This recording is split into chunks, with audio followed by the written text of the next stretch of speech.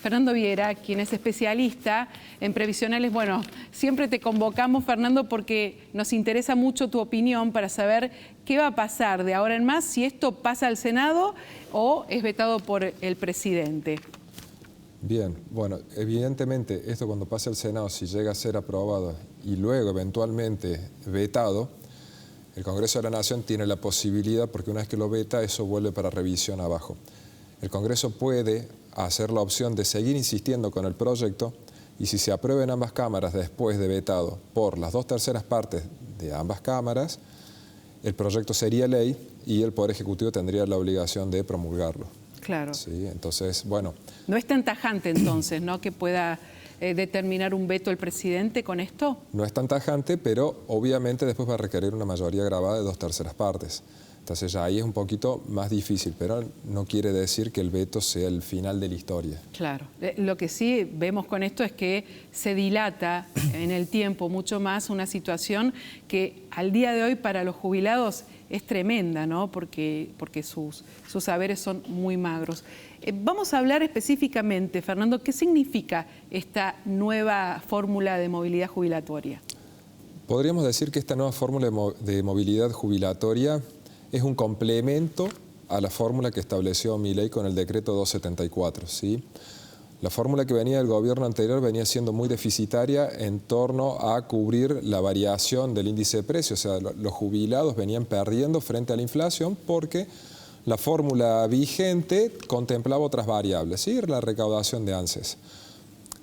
Lo que hacen para mitigar después esta pérdida es decir, bueno, empecemos a darle inflación. Inflación conocida. Todos los meses se va a ajustar por inflación conocida.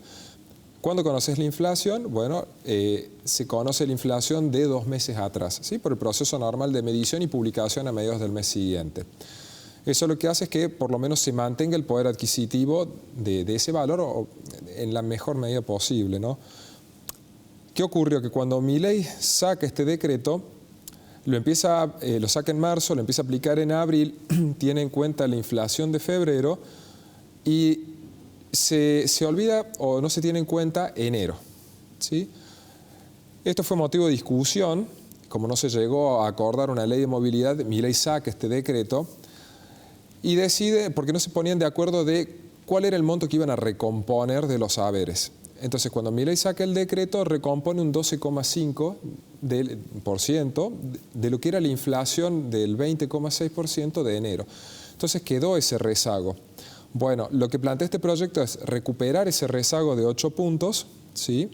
Con lo cual, si se llega a aprobar, las jubilaciones tendrían el mismo valor a nivel real de diciembre, ¿sí? o hubieran mantenido el poder adquisitivo de diciembre del año pasado, pero tiene una cláusula muy interesante que es esta cláusula en la cual una vez al año se analizaría las variaciones, o sea, la diferencia entre las variaciones interanuales de los salarios con la inflación. Si eso da un resultado positivo, al jubilado le pagarían una vez al año el 50% de lo que dé esa diferencia. ¿Qué tiene de bueno este complemento? Que esto le daría a la fórmula una estabilidad mayor en el tiempo. Porque no quiere decir que las fórmulas del gobierno anterior sea mala y la de otra era mejor. No, cada fórmula es buena dependiendo del momento del tiempo en el que lo ubiques. La fórmula del gobierno anterior tenía en cuenta la recaudación tributaria de ANSES y la recaudación total de ANSES. Entonces, en una época donde no hay inflación y hay crecimiento económico, aumentaría la recaudación y sería mejor los aumentos jubilatorios. Pero en una época inflacionaria como la que vivimos ahora, lo mejor obviamente es tener una fórmula como quizá la que estaba en la época de Macri, que tenía en cuenta la inflación. El problema de esa fórmula de Macri era que tenía un delay de 6 meses.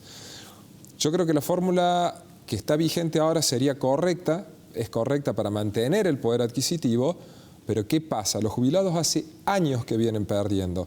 Ya de por sí, el cálculo del haber jubilatorio se pierde mucha proporcionalidad con lo que uno gana cuando está en actividad y evidentemente pierde calidad de vida. Y conforme pasa el tiempo, la movilidad lo que tiene que hacer es mantener el poder adquisitivo de esa prestación. O sea, ya nace mala la prestación porque no alcanza a sustituir el nivel de vida y encima con las diversas leyes de movilidad va perdiendo poder de compra. Entonces cada vez están peor los jubilados.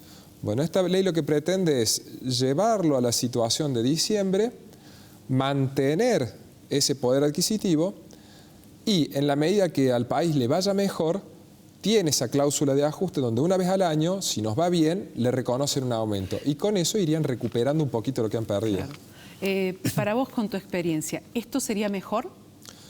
Es mejor porque contempla, a mi entender, las dos versiones de las dos fórmulas que vienen en disidencia, que vienen peleando, ¿no? O sea, porque termina siendo una cuestión política. ¿Cuál era mejor, la fórmula de Macri, la fórmula de Kirchner?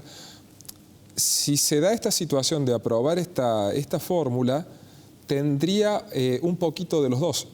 ¿Sí? Tendría inflación y frente al escenario deseable de controlar la inflación y que el país empiece a crecer y que nos vaya bien, tendría esa cláusula de reajuste de que, bueno, si no hay más inflación, no hay más aumentos, pero una vez al año, como nos fue bien y mejoraron las remuneraciones por encima de la inflación, también les va a ir bien a ellos. Vas a recuperar un poquito lo que venís perdiendo. Vas a recuperar un poquito, no mucho más. Sí, sí, porque es el 50% de esa diferencia. O sea, primero tiene que haber una diferencia. Y si hay una diferencia, solo el 50% se trasladaría a los haberes. Habrá que esperar entonces qué pasa, si pasa al Senado justamente con esta nueva fórmula de movilidad jubilatoria.